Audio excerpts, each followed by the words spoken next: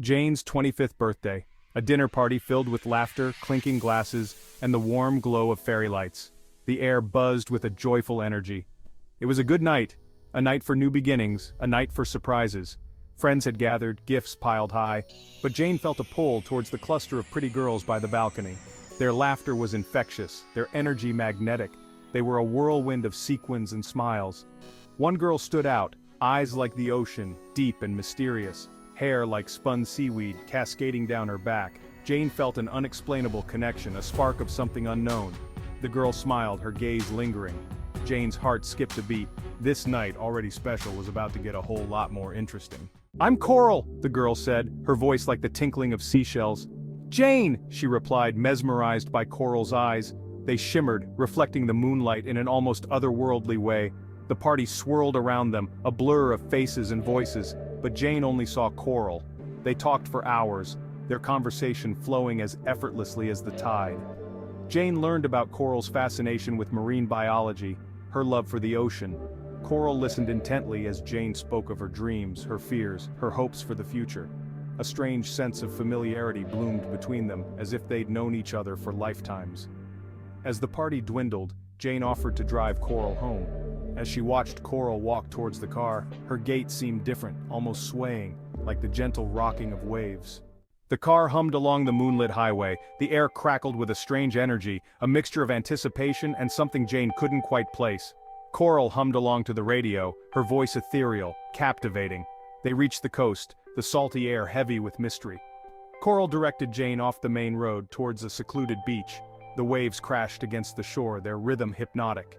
"This is my sanctuary," Coral whispered, her eyes sparkling under the moonlight. They walked towards the water's edge, the sand cool beneath their feet. The air grew thick, the sound of the waves deafening.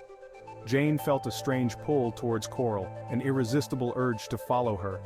It felt like stepping into a dream, the boundary between reality and fantasy blurring. Section 4, Beneath the Surface. Coral turned towards Jane, her eyes shining with an otherworldly light. And then right before Jane's eyes, she changed.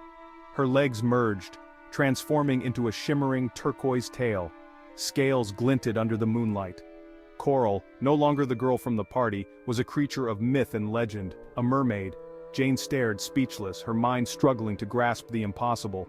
Coral smiled, a knowing glint in her eyes. Fear turned to awe, disbelief to wonder.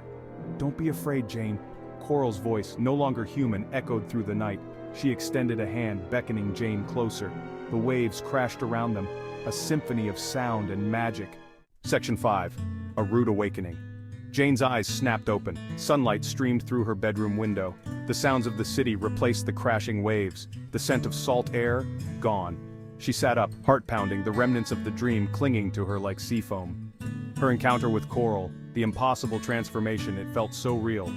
But it was just a dream. A fantastical, impossible dream, or was it? Section 6. Wishful Thinking.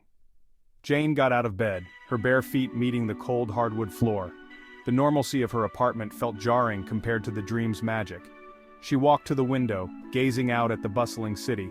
A part of her, a large part, wished desperately for the dream to be real, to have met a creature of myth, to have experienced magic. It left a void, a yearning for something beyond the ordinary. Jane smiled, a bittersweet ache in her chest. Maybe, just maybe, there was more to the world than met the eye, and maybe, someday, she'd find her way back to the ocean, and the girl with eyes like the sea,